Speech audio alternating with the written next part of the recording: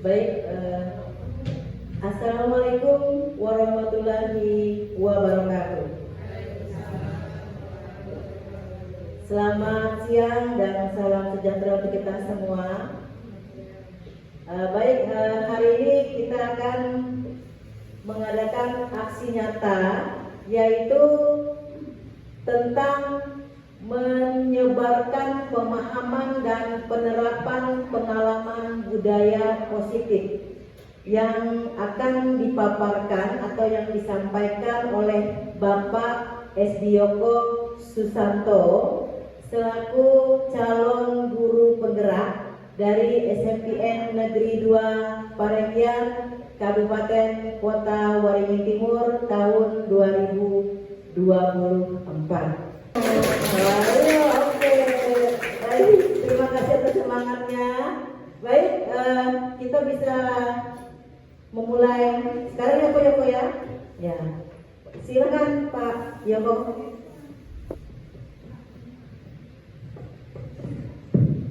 Baik, terima kasih atas waktunya dan mohon maaf Ibu Ida selaku kepala sekolah. Saya minta tolong menjadi moderator dan operator nanti. Assalamualaikum warahmatullahi wabarakatuh. Selamat siang dan salam sejahtera bagi kita semuanya. Bapak Ibu semuanya, yang pertama saya mohon maaf karena mengganggu waktu Bapak Ibu semuanya. Minta waktu untuk ikut dalam penyebaran aksi nyata kegiatan saya. Yang kedua, saya berterima kasih atas berkenannya Bapak Ibu untuk sebentar duduk bersama untuk nanti juga ada diskusi bersama terkait dengan apa yang akan kita bicarakan. Bapak Ibu semuanya, ini adalah aksi nyata di modul keempat tentang budaya positif. Jadi tugasnya adalah menyebarkan pemahaman apa itu budaya positif dan nanti melihatkan penerapannya. Saya kemarin ada sedikit penerapan terkait budaya positif dengan 2 orang siswa karena ada 2 kasus yang diwajibkan. Saya ambil 2 siswa dan itu belum saya sebarkan ke guru karena saya juga belum mengedit itu, masih mentah. Untuk video memang agak sulit untuk mengedit video, untuk ketelitian dan untuk kesabaran. Baik Bapak Ibu, di sini ada budaya positif. Sebelumnya saya ketika masuk ke modul ini, saya berpikir bahwa apa sih budaya positif itu? Saya berpikir bahwa ya misalnya saling dengan guru itu langsung positif menurut saya dulu ya. Kemudian mungkin literasi itu pemahaman saya terkait budaya positif itu. Ternyata setelah saya mempelajari modul ini, ternyata sangat banyak sekali apa itu budaya positif. Ternyata sangat banyak sekali, tidak jadi pada hanya sebatas itu. Dan sebelum kita masuk ke materi, di sini ada 3 pertanyaan Bapak Ibu pemantik. Ini cukup setuju dan tidak ada alasannya, tidak ada kita memberikan alasan. Yang pertama, hukuman dapat mendisiplinkan anak. Apakah Bapak Ibu setuju kira-kira? Apakah hukuman itu dapat mendisiplinkan anak?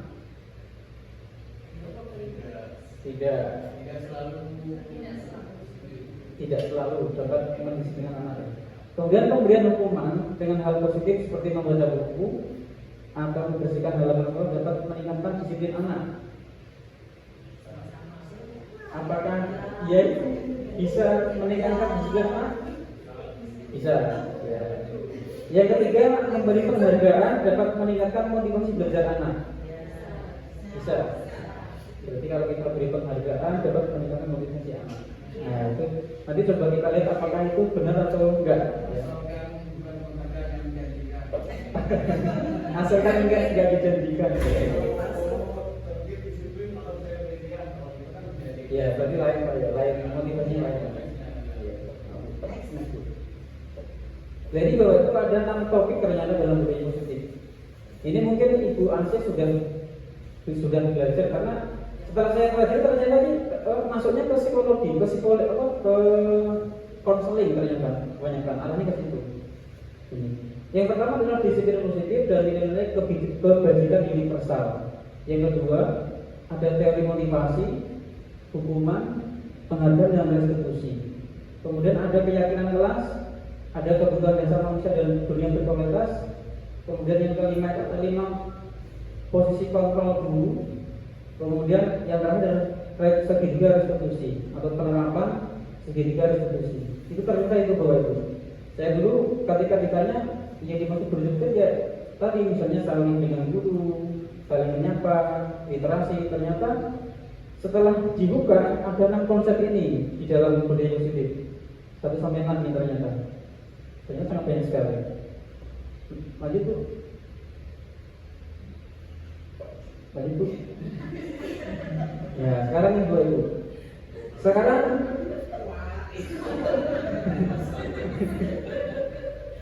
sebelum ini ya, sekarang ke disiplin positif. Kita merubah paradigma dulu.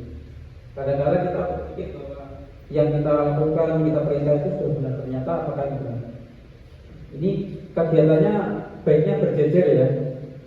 Ada A dan B, Anda dan teman Anda mungkin bersebelahan, bisa diperhatikan mungkin. Cobalah sekarang secantik kertas kecil, kemudian tuliskan benda atau sesuatu yang sangat berharga untuk Anda. Letakkan salah satu tangan Anda dan genggam benda sesuatu tersebut dengan segala daya. Buatlah sebuah kepalan. Jadi kita disuruh membuat tulisan, kemudian ditaruh di tangan, digenggam. Kemudian teman Anda disuruh mencoba membuka apa yang ada dalam genggaman Anda itu sebuah tenaga. Berbagai cara untuk meminta Anda memberikan benda tersebut kepada teman Anda. Membujuk, mengancam, menghardik, merayu, menyuap, apa saja agar dapat membuka kepala teman Anda. Kira-kira apa yang terjadi Bapak Ibu? Bapak Ibu punya sebuah rahasia sangat penting sekali. Bapak Ibu genggam, teman Anda mau mengetahui, kira-kira dibuka nggak ini? Bukan nggak Bapak Ibu? Ya. Ya. Ada sebuah informasi penting yang sangat rahasia. Teman Anda mau tahu. Bapak Ibu genggam, kira-kira dibuka nggak? Enggak, jawabannya enggak. Jawabannya enggak ya, pasti enggak. Jadi teman Anda itu bisa buka nggak kira-kira? Enggak. Ketika Anda itu menggenggam dengan kuat tenaga, kira-kira teman Anda bisa buka nggak? Enggak bisa. Terus yang bisa buka siapa? Ya diri kita sendiri. Jadi yang bisa membuka diri kita sendiri. Ya. Sama dengan kita dengan murid. Ketika kita akan mengubah murid ya, mengubah murid menjadi sesuatu yang lebih baik. Kalau murid itu tidak mau membuka diri, maka kita juga akan susah untuk membuat murid itu baik. Ya. Jadi setelah ini ternyata ya itu kembali ke diri masing-masing. Kita mengarahkan anak-anak menjadi pribadi yang baik, disiplin misalnya, tepat waktu, memasukkan baju. Tapi kalau anaknya jalan dirinya tidak mau, ya kita susah sendiri. Kan kalau itu, jadi kita sudah melihat anak itu sudah terus yang melakukan seperti itu. Artinya apa? Mungkin di dalam dirinya belum terbuka, belum sadar bahwa hal yang disuruh itu penting, itu belum sadar. Makanya dia mengatakan, kenapa aku harus potong rambut? Ya kan? Kenapa harus dimasukkan bajunya? Itu kan pertanyaan kecil tapi kan dalam maknanya. Artinya mereka belum sadar, belum diri mereka sendiri. Meskipun kita beri hukuman, kita rayu, kita suap, ya mungkin di saat itu setelahnya akan kembali lagi ke settingan awal. Begitu. Dan ini dua ilusi yang selama ini kita anggap ternyata salah. Guru mengontrol murid, ini ilusi ya. Kemudian kritik dan membuat orang merasa bersalah dapat menguatkan karakter. Kita mengkritik teman atau orang tapi membuat teman itu merasa bersalah atau itu merasa bersalah. Pikiran kita, ilusi kita bahwa itu dapat menguatkan karakter. Ternyata ini sebuah ilusi. Orang dewasa memiliki hak untuk memaksa. Kita orang dewasa memaksa murid harus ini ilusi. Tadi itu Kemudian di disiplin positif itu ada namanya teori kontrol dan teori respon positif. Ya, ya tadi yang dicontohkan yang menggenggam tadi ternyata yang bisa mengontrol itu adalah diri kita sendiri. Ya, tidak orang lain. Dari belakang mungkin nggak jelas ya bacaannya ya, karena tadi papan tulisnya itu putihnya putih susu bukan putih natural ya. Kita mencoba mengubah orang agar berpandangan sama dengan kita. Ini responnya. Kemudian kita berusaha memahami pandangan orang lain tentang dunia. Perilaku buruk dilihat sebagai sesuatu kesalahan, semua perilaku memiliki tujuan. Jadi yang sebelah kanan putih itu adalah pandangan kita. Ya, jadi kita kalau kita melihat mungkin seseorang melakukan perilaku buruk itu adalah kesalahan. Ternyata kita tidak bisa menganggap itu. Kita yang harus kita lakukan adalah bahwa mereka melakukan itu ada tujuannya. Misalnya ada anak terlambat masuk sekolah. Mungkin di mata kita kan salah, buruk. Tetapi dia terlambat mungkin ada tujuannya, ada maksudnya. Itu yang perlu kita cari. Apakah dia terlambat ada masalah, mungkin membantu keluarga dan sebagainya. Nah itulah mengapa kita harus memahami yang namanya teori itu. Agar nantinya ketika kita menghadapi sebuah kejadian di dalam pembelajaran kita di sekolah ini, kita tidak langsung menghukum bahwa ini adalah salah, ini benar.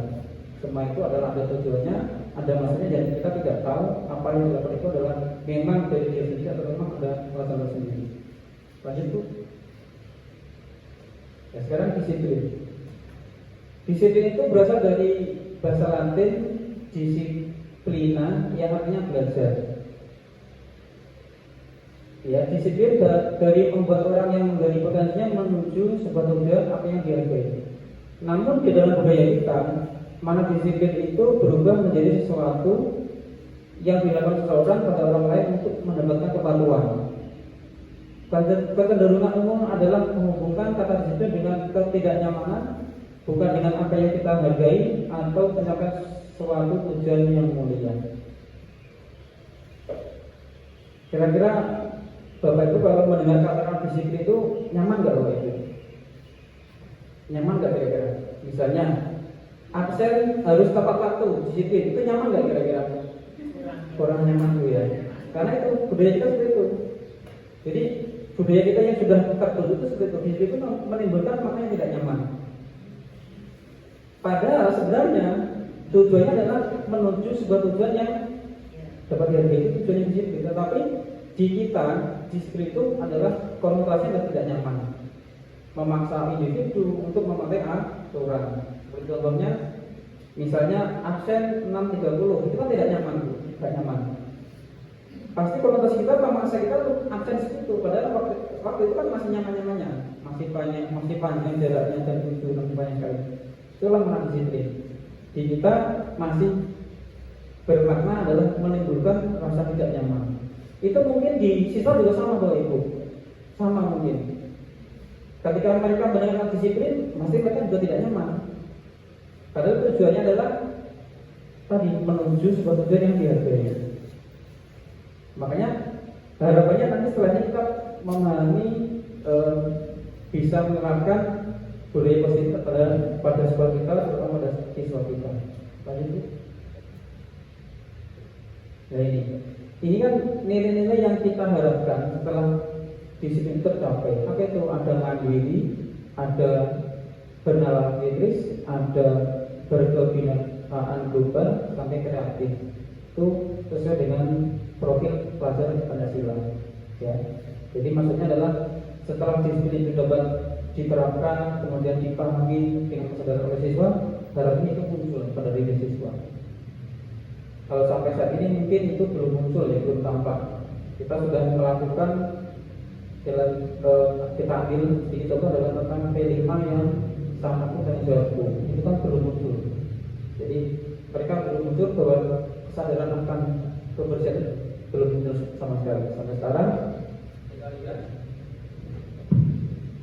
ada sampah yang di mana-mana, kemudian ada bak sampah yang hancur dan hilang. Itu kan kesadarannya belum muncul. Lanjut Bu. Sekarang teori motivasi, hukuman dan penghargaan secara institusi. Ini mungkin di konseling sudah ada ya, vaksinasi mungkin sudah memahami ini. Jadi motivasi itu ada 3 Bapak Ibu. Seseorang itu melakukan sebuah tindakan ada 3. Yang pertama, dia menghindari hukuman. Kemudian dia mengharapkan penghargaan. Yang ketiga, dia menghargai diri sendiri. Jadi ternyata manusia itu melakukan sebuah perilaku ada 3 kemungkinan. Yang pertama, dia melakukan sesuatu itu karena menghindari hukuman. Dia selamat dari hukuman. Yang kedua, biar dia mendapat penghargaan. Yang ketiga adalah karena ingin menghargai diri sendiri. Yang satu dua adalah motivasi eksternal atau dari luar. Karena tadi ada hukuman, ada penghargaan, berarti dia berbuat itu karena ada dorongan itu. Yang pertama bisa mungkin dia menghindarkan dari hukuman. Yang kedua karena dia ingin mendapatkan sebuah penghargaan. Yang ketiga ini adalah dari dalam sendiri atau intristik ya. Dia sudah sadar melakukan tindakan sesuatu karena sudah sadar bahwa itu harus dilakukan. Ada tujuannya yang mulia dari sebuah peraturan itu. Kira-kira dari ketiga motivasi ini yang ada di murid kita, yang ketiga ini sudah muncul belum Bapak Ibu? Yang ketiga yang kesadaran dari internal atau dalam diri siswa itu sudah muncul belum kira-kira? Belum muncul ya? Enggak ada, malah enggak ada. Ada memang mungkin belum nampak ya, belum kelihatan. Kalau yang pertama mungkin misalnya nih, dia memasukkan baju karena dia menghindari hukuman. Itu ada nggak kira-kira? Ada, pasti ada ya. Setelah mungkin lewat guru tiket dimasukkan, setelah keluar kita lagi. Berarti kan dia menghindari hukuman. Dia melakukan sesuatu atau mentaati sesuatu karena dia ingin terhindar dari sebuah hukuman. Yang kedua, karena ini mendapatkan penghargaan. Ada juga penghargaan kan banyak. Mungkin bisa biar dekat dengan gurunya, itu penghargaan motivasinya. Mungkin biar dikasih sesuatu, kan penghargaan juga. Makanya tadi di pertanyaan awal, apakah penghargaan itu dapat meningkatkan disiplin siswa? Bisa. Meskipun tidak bisa ada pengaruhnya. Jadi yang kedua ini ternyata siswa itu ketika melakukan sesuatu, ada yang motivasinya ingin mendapatkan penghargaan, ingin dihargai. Itu pasti ada. Yang ketiga adalah untuk menghargai diri sendiri, karena dia sudah sadar dia termotivasi dari dirinya sendiri. Ini ada, cuma belum kita nggak kita pantau ya, nggak kita fokus atau tetap ada. Misalnya ada beberapa anak yang memang nggak dipantau, nggak dilihat gurunya, dia tetap taat, tetap ada itu, buang sampah pada tempatnya, rapi dan itu tetap ada. Tapi kita belum tahu sampai sini. Nah ini mungkin kedepannya hal seperti ini yang kita gali, ya. Mungkin si A ini memang sudah memiliki kesadaran diri, buang sampah, gitu kan. Mungkin tertib itu kan ada, tetapi kita belum memantau secara detail untuk hal tersebut. Lanjut Bu. Sekarang dihukum oleh penghargaan. Jadi tadi kan yang pertama ada namanya hukuman, ada penghargaan, ada restitusi, ya. Dihukum oleh penghargaan. Jadi ternyata penghargaan itu dapat menghukum Bapak Ibu. Penghargaan yang kita berikan kepada siswa itu dapat menghukum. Kenapa dapat menghukum? Yang pertama itu pengaruh jangka pendek dan jangka panjang. Artinya apa? Artinya kalau kita sering beri penghargaan ke siswa, kemudian siswa itu melakukan hal yang kita mau, jangka panjangnya kalau kita nggak beri, dia mungkin bisa tidak taat lagi. Kemudian jadi penghargaan menghukum ya jelas. Kemudian penghargaan mengurangi ketepatan. Penghargaan mengurangi ketepatan. Maksudnya apa ini maksudnya? Jadi penghargaan itu ternyata dapat memenuhi ketepatan. Ya usah begini, kalau penghargaannya itu hari ini misalnya kita hargai dalam tanda uang misalnya ya 50.000 misalnya. Dari berikutnya kita kurangi 30.000. Kira-kira siswa ini dalam mematuhi itu ada perubahan nggak kira-kira? Ada perubahan. Mungkin karena penghargaannya tadi berkurang, dia juga ikut berkurang juga dalam mengatakan. Kemudian tidak efektif, merusak hubungan. Ternyata penghargaan yang kita berikan dapat merusak hubungan. Hubungan dengan siapa? Yang pertama dengan sesama murid. Itu jelas. Jadi ternyata penghargaan ini dapat merusak hubungan dengan sesama murid. Kenapa dapat merusak hubungan? Bisa saja murid A dan B dalam penilaian mereka sama. Misalnya ya, yang kita berikan si A, si B ini pasti akan ada rasa ke A, mungkin rasa tidak terima dan sebagainya, pasti kemudian akan ada rasa kepada kita juga. Ini maksudnya. Jadi penghargaan itu ternyata dampaknya juga banyak sekali. Terus bagaimana harus kita lakukan kalau kita ingin memberikan penghargaan? Yang pertama tentunya harus objektif biar gak timbul prasangka yang diduga juga oleh siswa kita. Setelah itu, ini yang selanjutnya tadi dapat menurunkan kualitas, dapat mematikan kreativitas dan mengurangi motivasi individu. Ya tadi jelas ya, kalau tidak ada penghargaan maka rasa untuk mentaati akan berkurang. Kemarin Bu Ida memberikan penghargaan untuk bersih-bersih 100.000. Pasti kalau di besok ketika diganti tidak ada penghargaan akan berkurang juga. Itu maksudnya.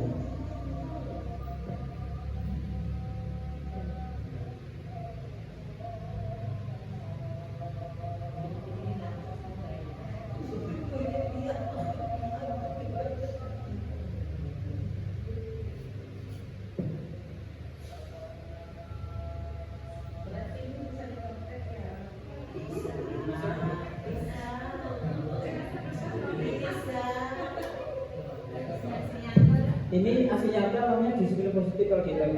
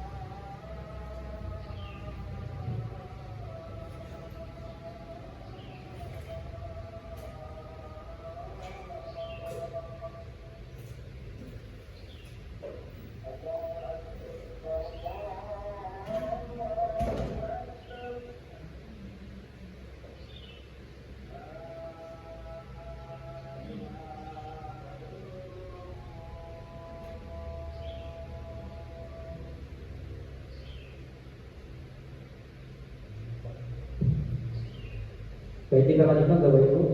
Tadi penghargaan ternyata dapat menghukum seseorang. Ya, misalnya dia bisa menurunkan kualitas seseorang, ya, mematikan kreativitas seseorang, ataupun dapat merusak hubungan. Itu penghargaan. Berarti kita dalam memberi penghargaan itu harus hati-hati, tidak boleh sembarangan dalam memberi penghargaan, entah itu kepada murid atau kepada seseorang itu. Begitu. Terus bagaimana dalam memberikan penghargaan baiknya atau apresiasi ini? Ya. Yang pertama, bisa secara khusus. Ya, secara khusus kalau dirasa itu dapat menimbulkan ketidakharmonisan dengan sesuatu, berarti bisa kita berikan dengan khusus. Secara pribadi kemudian bisa bergantian dengan murid, tidak itu saja.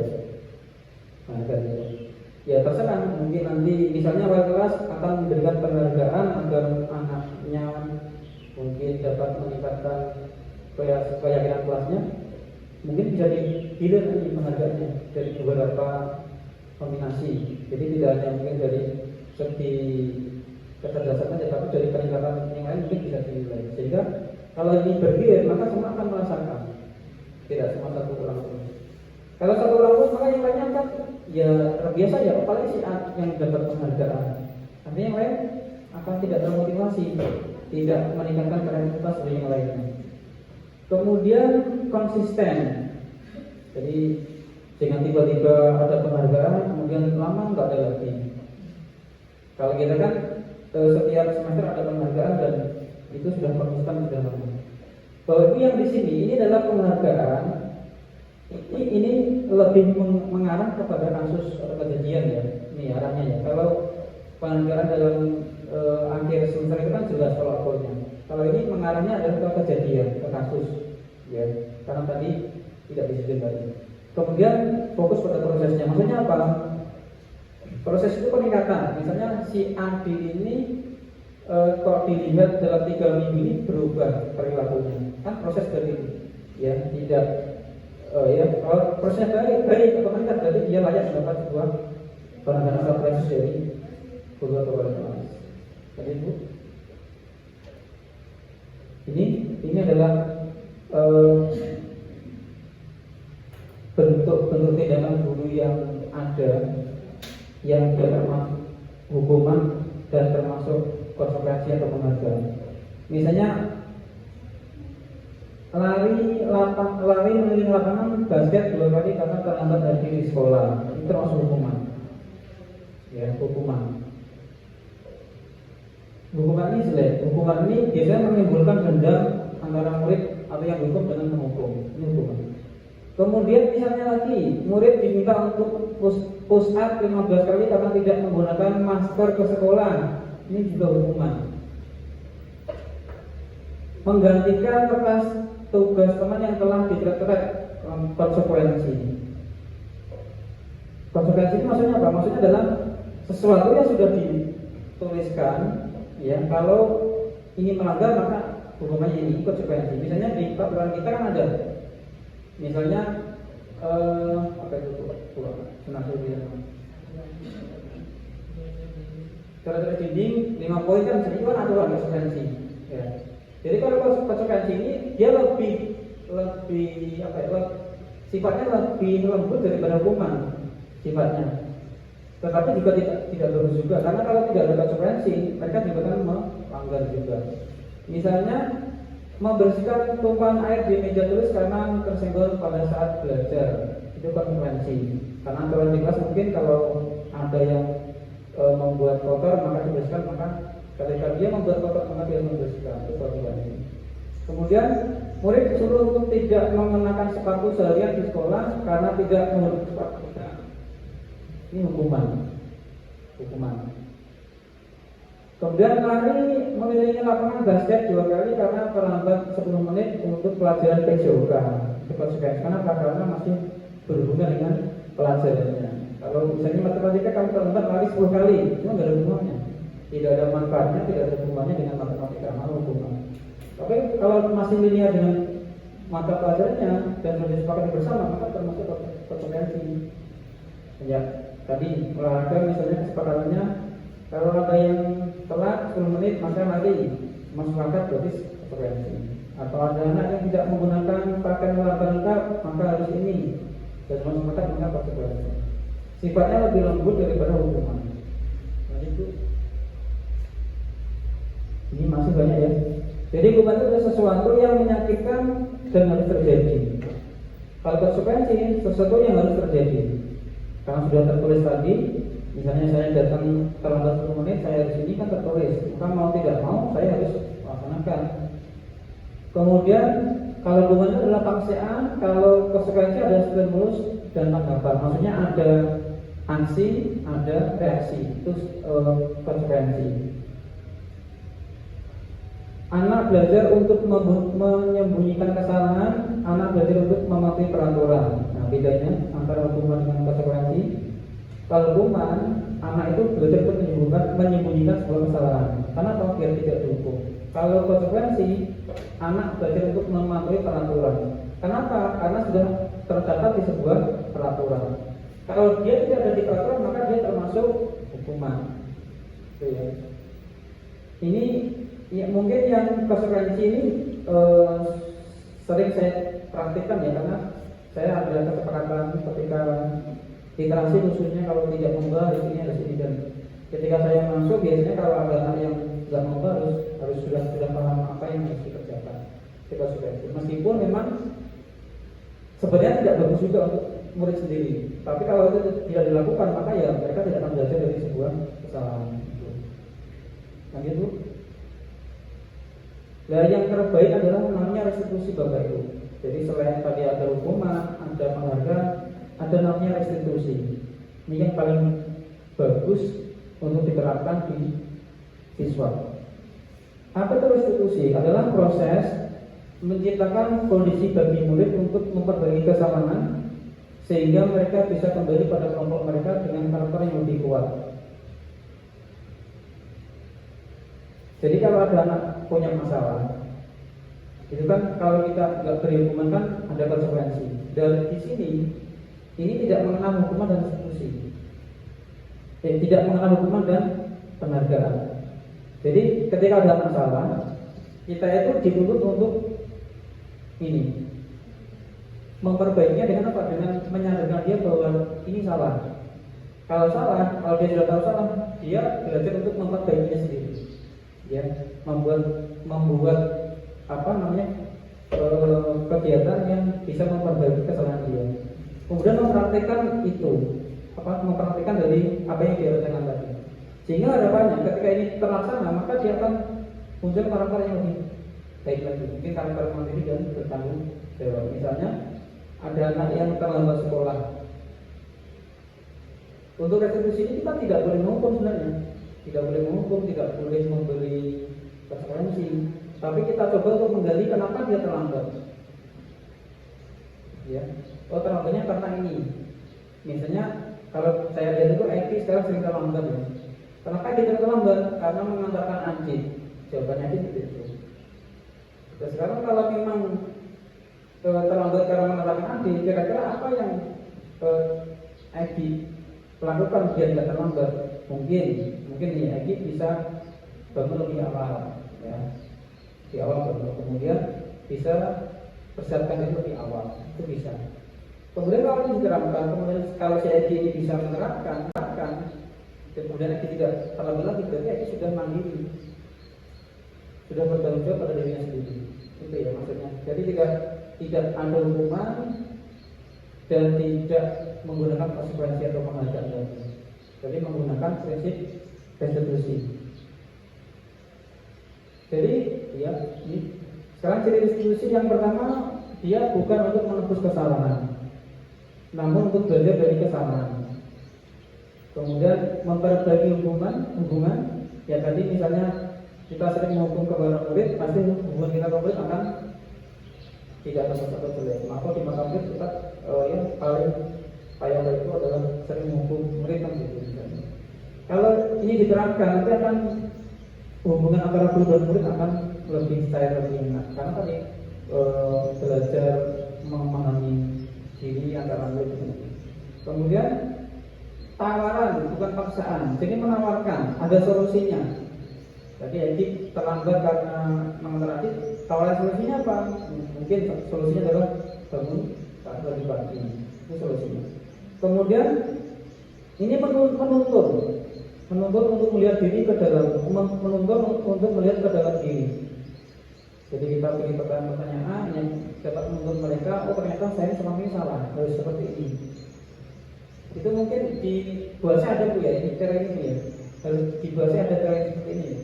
Ada, makanya ini sebenarnya bahasa sudah menguasai yang di sini positif ini. Kemudian ini cara yang paling baik. Cara yang paling baik yang institusi. Cuma begini masalahnya. Ini perlu waktu. Jadi kita harus menangani satu persatu, kan harus satu persatu. Tidak bisa berkelompok. Kalau masalahnya macam-macam. Kemudian fokus pada karakter bukan tindakan. Kayak tadi ternyata, oh dia sudah mandiri, dengan apa? Dengan dia sudah tidak telat, ya kan? Dia sudah bertanggung jawab pada diri sendiri dan keluarganya dan sebagainya. Lanjut Bu. Sekarang setelah tadi ada hukuman, ada penghargaan dan restitusi, sekarang keyakinan kelas. Ini juga ada di PNM Bapak Ibu, kemudian di modul disiplin positif juga ada, kemudian di Bueran juga ada ya seperti ini ya, keyakinan kelas ada juga ya, keyakinan kelas. Keyakinan kelas itu menurut Bapak Ibu seperti apa kira-kira bentuknya? Kesepakatan kelas. Misalnya kalau makan harus sama orang bapaknya, mungkin seperti itu mungkin ya. Keyakinan kelas. Peraturan kelas, apakah sama kira-kira Bapak Ibu? Peraturan kelas dan keyakinan kelas apakah sama? Kemarin saya ke SMP 3 Bu, saya lihat itu semua kelas sudah ada keyakinan kelas. Saya lihat itu, saya foto juga. Ada foto balai itu kecil tapi rapi gitu, nggak menghabiskan space ruang. SMP 3 saat itu saya foto semua. Ada keyakinan kelas, ada peraturan kelas. Nanti bisa coba di semester depan ini, sudah bisa. Lanjut Bu. Mengapa tidak peraturan saja? Mengapa harus keyakinan kelas? Oh berarti berbeda antara peraturan dan keyakinan. Ada perbedaannya. Peraturan sekolah ada, keyakinan sekolah juga ada. Berbeda. Mengapa kita memiliki peraturan harus menggunakan helm bila mengendarai kendaraan roda 2? Ini peraturan. Mengapa kira-kira? Mengapa Pak Wilsi? Mengapa harus menggunakan helm kalau kita naik motor?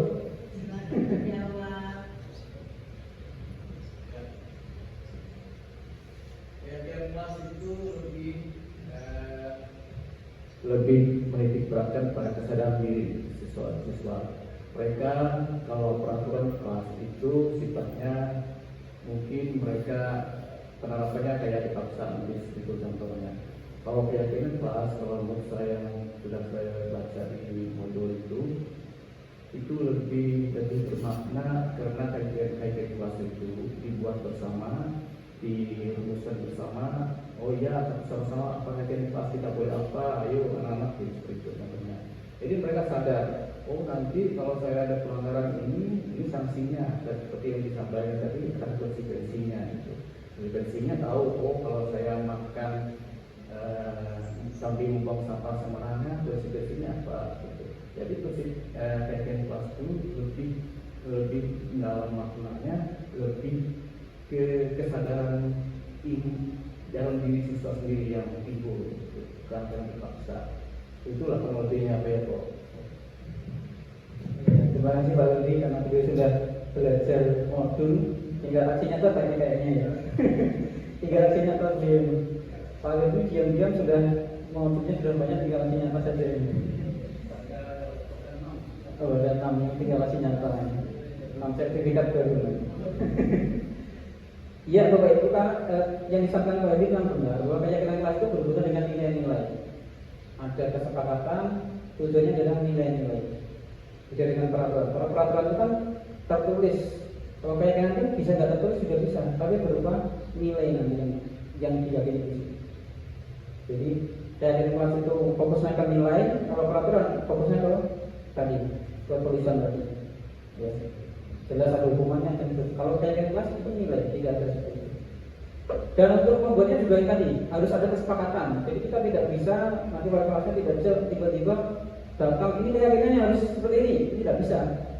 Harus ada diskusi antar siswa. Biar apa? Biar mereka muncul, dalam dirinya muncul bahwa inilah yang harus kita sepakati nanti di sini. Nilainya seperti ini. Dan kita tuntut ini kan seperti ini. Dan Bu, itu nilai apa kan nggak paham nanti kalau mereka nggak tidak diskusi. Makanya nanti pas Bapak Ibu nanti membuat keyakinan kelas atau praktek hasil nyata, kalau akhirnya nanti siswa dituntut untuk diskusi tentang keyakinan ini. Jadi modul juga ada itu ya di PMM, ini sudah menyelesaikan, nanti bisa dibagi dengan kita semuanya Pak. Iya, karena kita kan nanti ini rencananya kan Pak Andri kan punya ini, kita punya komunitas belajar, kita bisa saling berbagi nyata. Misalnya hari Senin kita berbagi, bisa nanti kita rekam bersama-sama ini. Jadi semua nanti bisa menggunakan kombel itu untuk hasil nyata. Dan itu salah satunya manfaatnya adalah salah satu mendapat poin yang paling mudah di situ. Tidak harus ikut pelatihan tapi cukup presentasi di sini dapat poin. Begitu juga poinnya itu daripada ikut pelatihan. Nanti harapannya kedepannya kita bisa manfaatkan bersama, kita saling berkolaborasi untuk penyampaian hasil nyata. Nah itu. Ya ini Bapak Ibu. Ini kurang jelas ya, kurang jelas karena tadi temboknya enggak putih.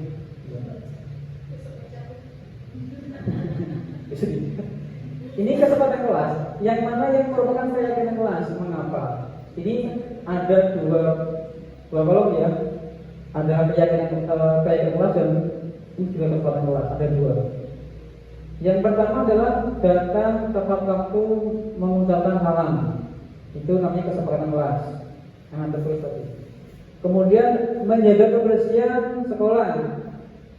Itu juga kesepakatan kelas atau kesepakatan sekolah. Kemudian yang ketiga itu apa? Yang merah berdoa sebelum dan sesudah kegiatan. Aktif dalam pembelajaran. Yang sebelah kiri, kami guru dan murid yang saling menyayangi. Kemudian kami murid yang bersemangat belajar. Kemudian kami murid yang peduli dengan teman-teman. Ini kesepakatan kelas. Mana yang kira-kira kelas? Yang ada bloknya. Mana yang termasuk nilai? Yang pertama kebersihan. Itu nilai Bapak Ibu. Kebersihan itu nilai. Apalagi yang muslim itu kan sudah ada kebersihan bagian dari iman itu. Itu kan nilai. Bahwa kalau dia sudah punya kebersihan dimanapun berada dia akan menjaga itu. Tidak harus di sekolah, tidak harus di kelas. Kalau sudah itu nilai sudah tertanam pada dirinya, dia sudah sadar maka dia akan mempunyai nilai kebersihan tadi. Ya. Kemudian ada saling menyayangi, itu juga nilai. Menyayangi itu nilai. Menyayangi nilai Bapak. Menyayangi itu nilai. Kasih sayang itu kan nilai. Kasih sayang nilai. Kemudian semangat itu nilai. Semangat itu pelakunya juga banyak, tidak cuma di kelas. Jadi nilai. Jadi yang termasuk keyakinan adalah yang ini, yang kebersihan, menyayangi, semangat itu adalah nilai. Itu salah satu bentuk keyakinan yang ada dalam kelas. Ya. Nilai kebersihan kan banyak nanti. Misalnya apa kebersihan itu? Misalnya mentaati tiket kelas. Ya, kebersihan itu termasuk nilai kebersihan. Membawa sampah pada tempatnya itu juga nilai kebersihan. Termasuk kebersihan dari diri sendiri. Ya, itu adalah keyakinan yang ada yang nanti diharapkan muncul di kelas Bapak Ibu semuanya. Tadi ya, yang pertama tentunya ada diskusi, ada kesepakatan dengan murid sehingga murid tidak kaget, oh kok ada seperti ini, apa maksudnya ini. Nah, jadi nanti ada diskusi. Dan itu Sekarang ini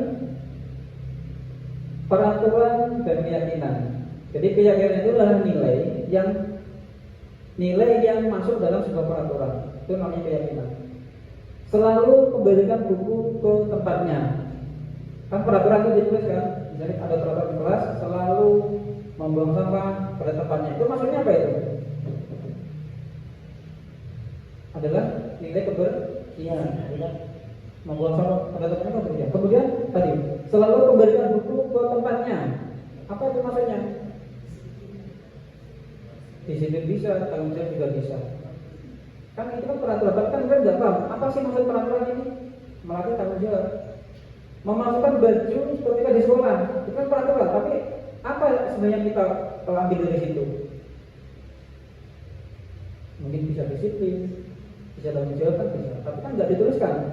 Bertanggung jawab harus memasukkan baju ke dalam celana kan nggak dituliskan, cuma memasukkan baju ke dalam celana. Cuma itu jadi peraturannya. Tapi nilainya apa? Itu nilainya tadi. Kemudian dilarang mengganggu orang lain. Apa maksudnya? Nilainya apa? Menghormati orang lain. Mungkin dilarang membuli temannya, kan juga menghormati itu. Apalagi kalau sekolah SMP itu kan memang waktu-waktunya membuli nama bapaknya, nama ibunya, kan sering terjadi di masa-masa SMP ini. Dilarang melakukan kekerasan. Ini termasuk keyakinan keselamatan, bisa juga menghormati orang lain. Kemudian dilarang menggunakan narkoba. Ini juga di kita juga sudah ada peraturan ini, dilarang mengkonsumsi narkoba atau yang lainnya, atau rokok juga ada. Apa nilai yang kita harapkan, nilai kesehatan biar mereka sehat semua. Kemudian yang terakhir, jangan berlari di kelas atau koridor. Apa? Keselamatan dan keamanan itu keyakinannya yang ada pada sebuah peraturan. Jadi Bapak Ibu, keyakinan itu adalah makanya pada di peraturan dan bisa tidak tertulis atau bisa ditulis. Kalau saya lihat di SMP 3 kemarin ada yang ditulis, misalnya ini, misalnya tanggung jawab itu nanti dijabarkan ke peraturan, misalnya nilai tanggung jawab itu ini peraturannya selalu kembalikan buku ke tempatnya, kemudian mematuhi tiket kelas itu seperti itu dijabarkan. Tetapi keyakinan dasarnya ditulis juga. Saya lihat seperti itu. Di kelas yang pertama Bu, yang pertama bagus kelasnya Bu, yang sebelum kita pindah. Cuma kita pindah karena kemarin ada flashback itu, jadi kelas yang lain. Tapi yang pertama itu bagus kelasnya yang lengkap. Dari penataan uangnya bagus sekali. Nah gitu. Nah, setelah kita sudah tahu keyakinan kelas itu, tugas kita adalah mengetahui kebutuhan dasar manusia untuk mencapai dunia yang berkualitas. Ibu, ternyata tugas itu banyak sekali. Tidak cuma mengajar materi, tetapi tadi membuat siswa itu menyadari diri sendiri pada keyakinan kelas. Kemudian ini, kita dituntut mengetahui kebutuhan dasar siswa. Jadi ternyata kita ini ada kebutuhan dasarnya yang harus dipenuhi. Semua orang memiliki kebutuhan dasar yang mesti dipenuhi. Kalau tidak dipenuhi, salah satu hilang, ya maka tidak akan seimbang. Begitu.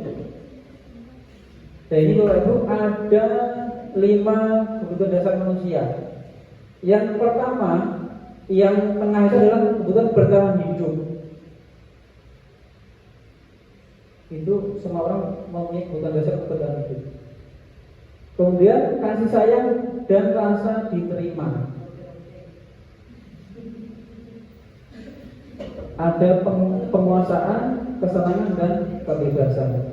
Kenapa kita harus mengetahui ini Bapak Ibu? Nanti di modul juga ada mungkin ya di PNM. Karena kalau kita mengetahui ini, ketika kita mendapatkan sebuah masalah atau kasus kebenaran, kita mencoba larinya ke sini dulu sebelum kita memvonis, oh anak ini. Kita harus mencarinya dulu. Kenapa si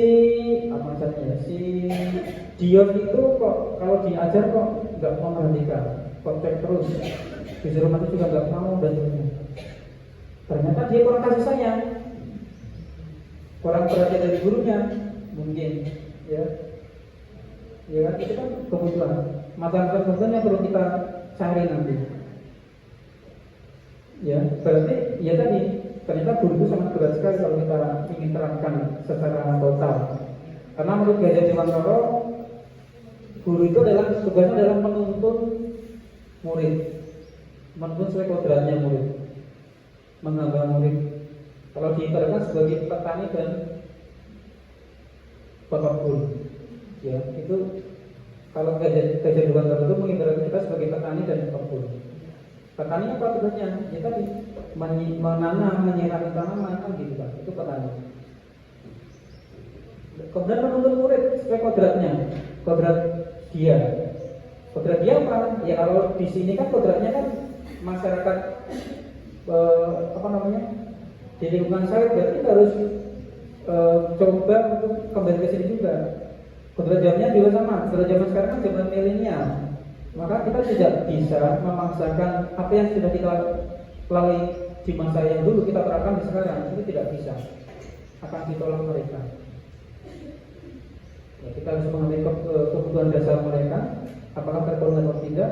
Kalau mungkin terpenuhi, ya mudah-mudahan bisa berlaku menjadi sesuatu yang baik. Lanjut Bu. Sekarang yang kelima adalah posisi kontrol kita. Jadi ternyata kita itu ada posisi kontrol yang harus kita terapkan kepada peserta didik ketika menghadapi mereka, ketika mereka tidak berbuat sesuai dengan peraturan atau keyakinan sekolah atau keyakinan kelas. Apa itu posisi kontrolnya? Nah ini Bu, ada 5. Ada 5 ya? Iya, Bu Asia ada 5 ya? Posisi kontrol dulu ada 5 ya? Yang pertama ada penghukum. Jadi ada guru penghukum itu ada. Ada pembuat rasa bersalah. Ada, itu ada. Kemudian sebagai teman. Kemudian pemantau. Yang terakhir manajer. Ya, dari 6 ini sebelum lanjut kira-kira yang sering kita lakukan yang mana dari 5 ini? Penghukum ya. Penghukum. Pokoknya kalau nggak sama ya hukum ya. Jelas hukum. Jadi penghukum itu berbeda. Penghukum itu ternyata akan menimbulkan hubungan yang kurang baik dengan murid. Yang pertama kita pasti marah penghukum itu. Kita marah, kita emosi. Murid juga marah. Mungkin dendam dengan kita. Mungkin ya. Ya kemarin tuanya kan tidak menyapa saya pas di jalan. Ya mungkin karena dia dendam, ya kan dendam kemarin dengan kita kan gitu kan. Kita sudah hukum mereka tidak lupa dendam, nggak nyapa dengan kita. Itu mungkin terjadi. Jadi penghukum ini ternyata akan mengakibatkan hubungan yang tidak harmonis, terutama dendam ke diri siswa. Dan siswa ini tidak akan berhenti pada kesalahannya, justru malah dia akan berbuat salah lagi. Hukum. Tapi yang paling gampang menghukum memang. Hukum. Jadi penghukum ini biasanya keras, yang bentak, mungkin yang bentak, kemudian paksaan, mungkin fisik juga kan gitu. Akibatnya tadi siswa menjadi sundal dan seterusnya. Dan intinya dia tidak menyadarkan siswa tentang kesalahannya, malah justru bisa menyadarkan siswa tentang kesalahannya. Yang kedua adalah membuat rasa bersalah. Ini saya juga sering melakukan ketika membuat rasa siswa bersalah. Tetapi ini tidak bagus menurut modul, tidak bagus untuk psikologis anak. Ini lebih kalem daripada penghukum. Dia gurunya tidak marah. Cuma guru itu berusaha menggunakan kata-kata si siswa ini bersalah. Ya. Secara kata-kata, pokoknya kata-katanya halus nggak, tidak keras nggak, tapi halus, tapi siswa ini bersalah, merasa bersalah. Jadi ternyata nggak bagus juga. Kenapa? Secara psikologis, siswa ini tidak akan keluar dari masalah. Justru mereka akan menjadi down secara psikologis. Mereka bersalah dengan apa yang dia lakukan. Oh ternyata saya salah sekali ya di mata guru, salah sekali. Sehingga akibatnya apa? Dia akan minder secara keberanian dia akan turun, ya. yang tadi baru sampai salah tadi. Siswa akan dos, psikologisnya turun, dia tidak percaya diri dan dia bahkan bisa merasa sisanya bersalah terus, frustasi muncul seperti itu. Ini mungkin secara tidak langsung juga pernah kita lakukan ke murid ya. Ya, harapan kita mungkin dia bersalah dan dia bisa memperbaiki seperti itu. Ternyata tidak seperti itu. Secara psikologis malah dia membuat turun psikologis murid. Yang ketiga sebagai teman.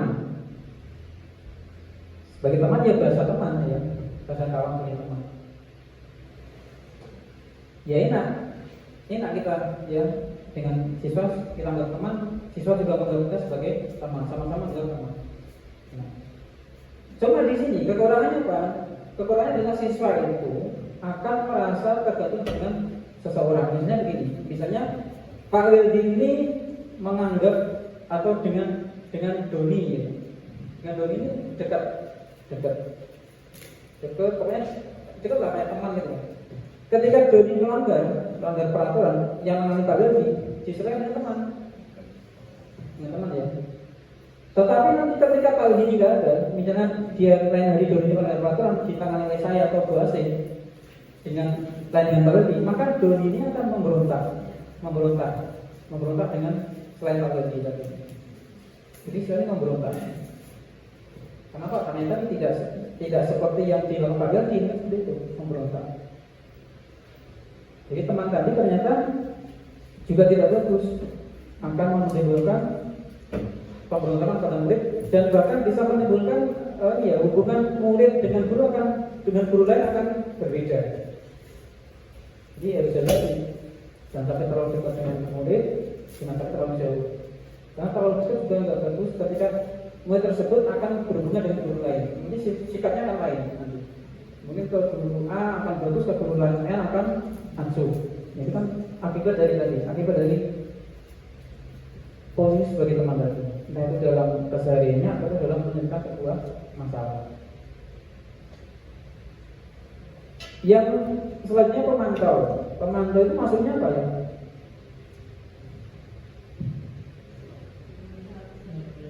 Pemantau mengamati, melihat, mengontrol. Ya, itu pemantau yang mengamati, melihat, mengontrol. Dengan apa? Dengan catatan, dengan konsekuensi tadi. Jadi posisi pemantau itu adalah posisi yang bekerja menggunakan panduan, catatan, peraturan. Itu pemantau.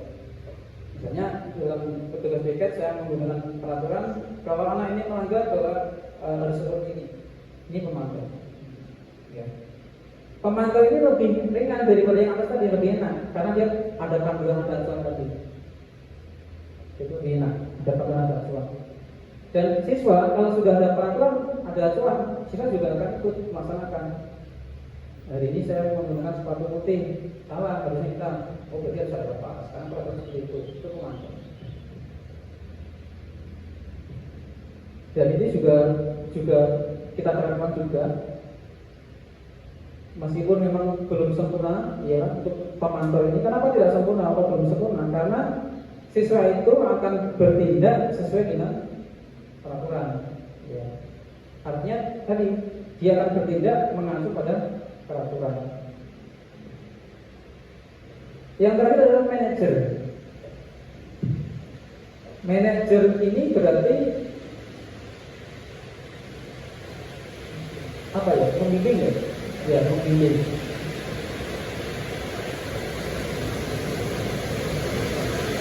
Ya. Jadi manajer ini membimbing, kemudian mengarahkan siswa, kemudian mencari solusi agar siswa tersebut bisa keluar dari masalah. Itu manajer. Dan ini juga perlu waktu tadi ya, perlu waktu karena setiap siswa sebenarnya ada masalah tersendiri dan tentunya juga kita harus ada untuk tersendiri untuk siswa tersebut dalam menangani anak. Itu manajer. Lanjut tuh. Nah ini contohnya. Saya kecewa sekali dengan kamu nak. Ini adalah kata-kata yang diucapkan oleh pembuat orang merasa bersalah. saya kecewa dengan kamu karena kamu sudah melanggar ini. Ini adalah salah satu kata-kata yang membuat orang merasa bersalah. Kemudian kamu tidak pernah benar melakukannya. Ini menghukum. Ayolah, lakukan demi ibu dan bapak. Ayolah ini kan ngajak ya, bahasanya kan lebih jauh lebih dekat. Jadi ini adalah bahasa teman. Kemudian bahasa teman itu, apakah kamu mau mendapatkan stiker bintang hari ini? Nah, mungkin ada yang kesepakatan itu adalah yang menentukan adalah bagaimana kamu bisa menyelesaikan masalah ini.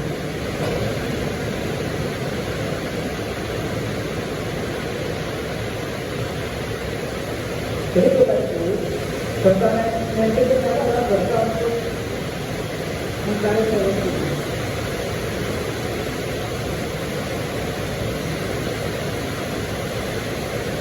Mencari solusi yang bisa kita katakan bersama antara kita dengan itu. Jadi bahasanya tidak menuduh tapi mencoba mencari informasi apa yang sudah dia lakukan, bagaimana solusinya, bagaimana langkahnya ke depan agar kita bisa keluar dari masalah. Jadi itu, yang terakhir adalah ketiga itu solusi.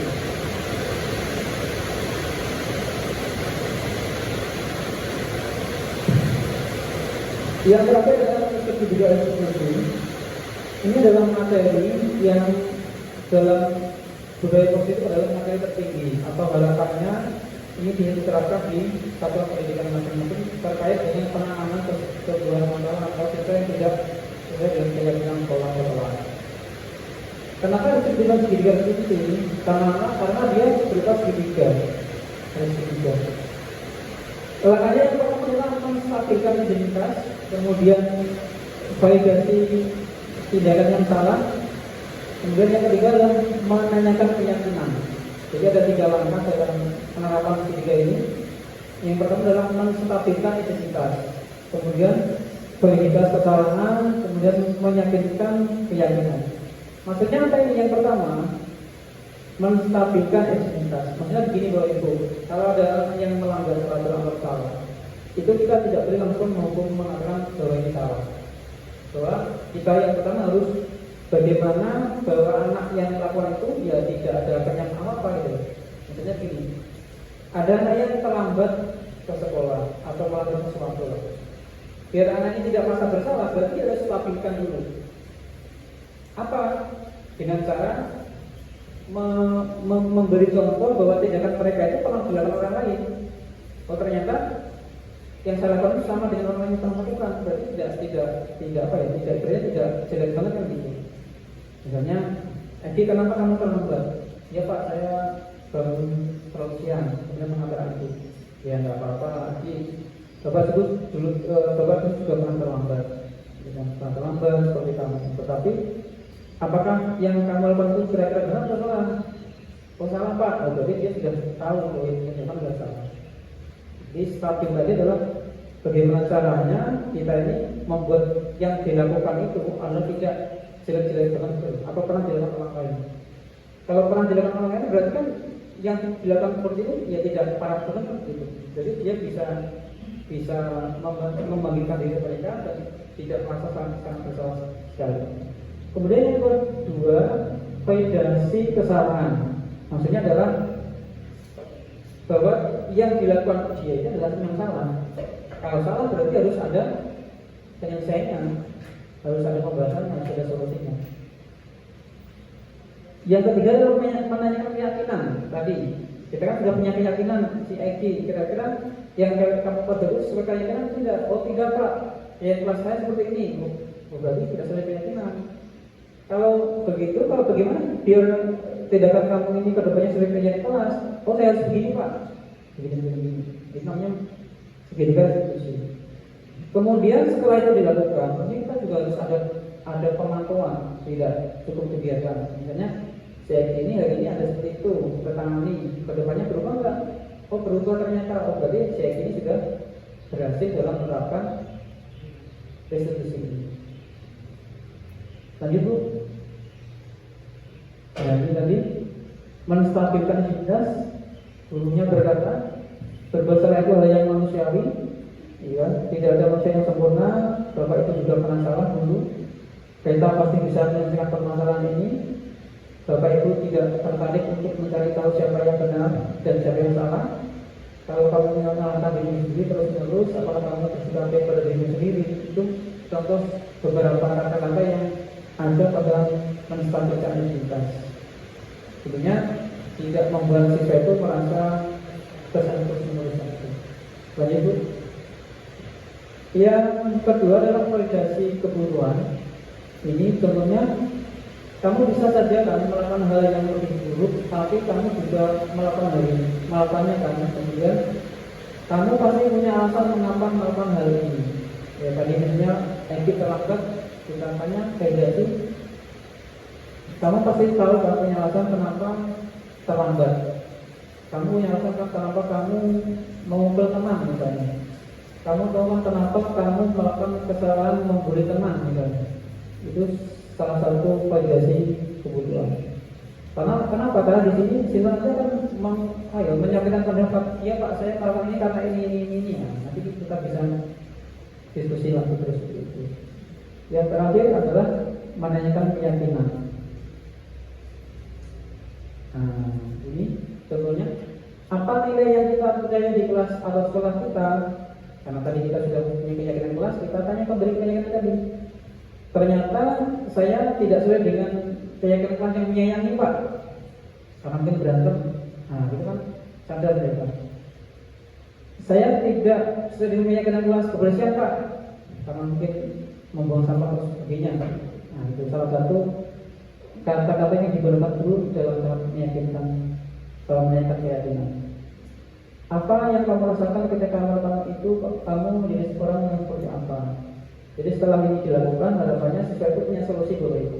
Solusi dalam diri mereka sendiri, kemudian mereka mau menerapkan, dan kita bisa melihat. Ya intinya tadi adalah di akhirnya dia lebih mandiri dan bertanggung jawab. Itu Bapak Ibu untuk pemaparan pemahaman. Kemudian yang terakhir akan saya tampilkan Bapak Ibu ada sedikit aksi nyata saya dengan Reza kemarin. Cuma masih mentah ya belum ya karena tugas ngampus jadi saya masih mentah.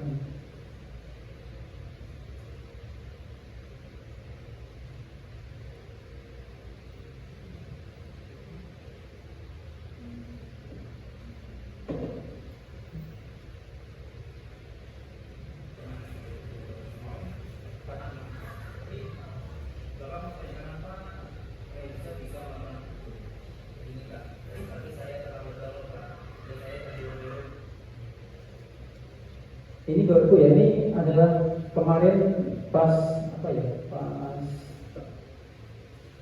kerja kelas 9 itu kalau nggak salah itu disuruh untuk membuat kasus untuk laporan. Saya buat kemarin adalah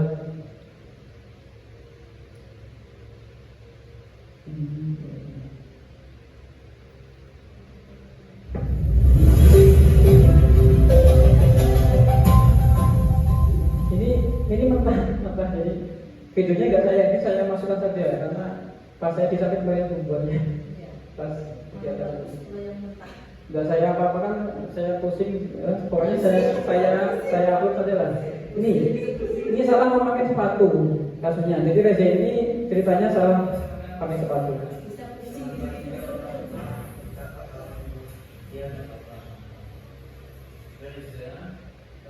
Ini yang pertama menstabilkan identitas dulu.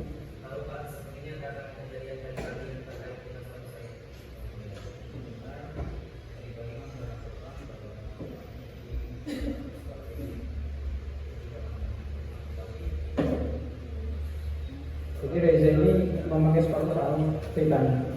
Harusnya hitam, dia pakai coklat kan dulu.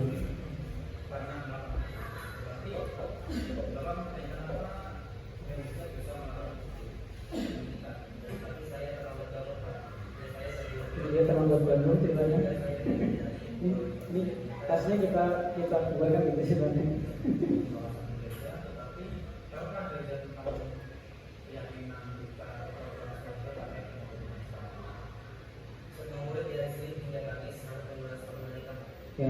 sudah paham keyakinannya bahwa setiap disampaikan itu harus hitam sepatunya. Dia pakai coklat karena tadi keburu-buru dari ya.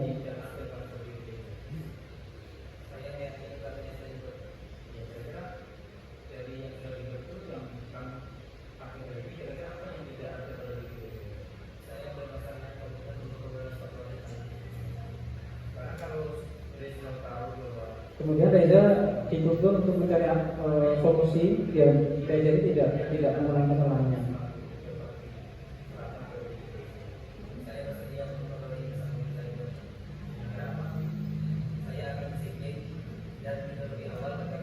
Nah, dia mau solusi dia bangun lebih awal, kemudian membunyikan alarm dan minta bantu orang tua untuk membangunkan jika bangunnya telat.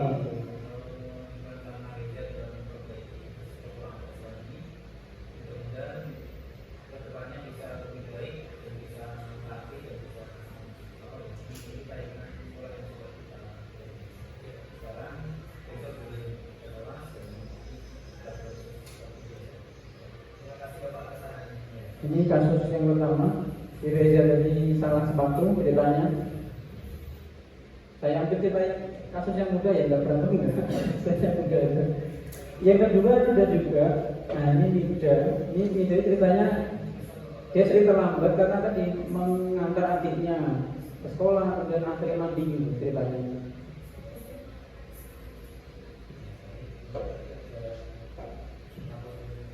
Jadi Bapak Ibu mungkin Pak Lodi mungkin bisa ya, pas nyata mungkin bisa ditampilkan juga nanti kita keyakinan kelasnya.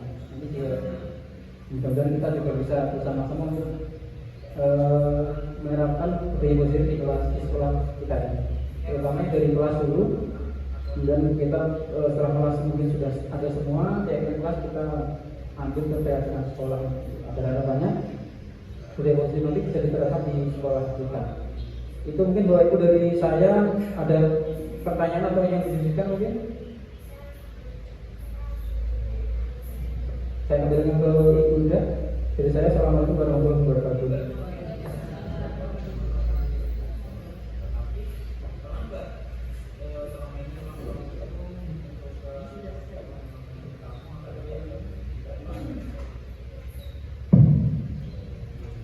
Ada yang masih mau bertanya Bapak Ibu?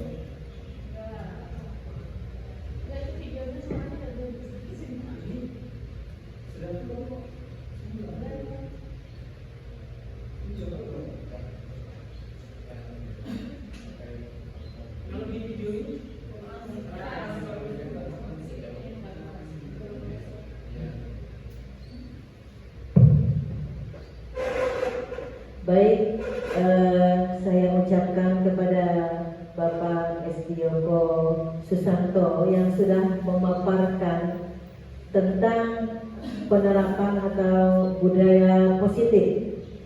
Selaku nanti ini sebagai aksi nyata berbagi kepada teman-teman Bapak Ibu guru sekalian. Dan pada intinya kita bisa mengambil sedikit benang merahnya apa yang sudah disampaikan oleh Bapak Estioko Susanto tentang budaya positif itu memang tidak mudah kita menerapkannya di sekolah. Perlu adanya kolaborasi antara guru dengan peserta didik. Pada intinya kalau kita bisa menggunakan konsep ataupun apa tadi Pak, restitusi ya. Nah itu pada intinya semua tujuan yang ingin kita capai itu nanti kalau kita bisa menggunakan konsep restitusi tadi. Pada intinya untuk mencapai budaya positif banyak hal yang harus kita tempuh dan prosesnya.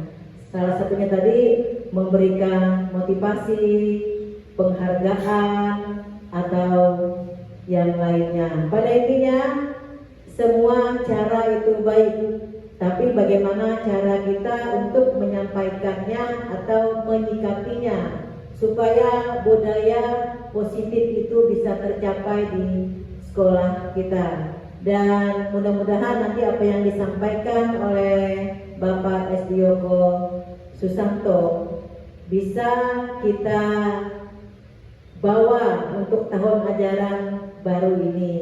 Baik, saya ucapkan terima kasih atas kehadiran Bapak Ibu Dewan Guru untuk aksi nyata Bapak Sdioko pada hari ini. Mudah-mudahan kita bisa bertemu kembali pada aksi nyata berikutnya. Saya akhiri. Assalamualaikum warahmatullahi wabarakatuh.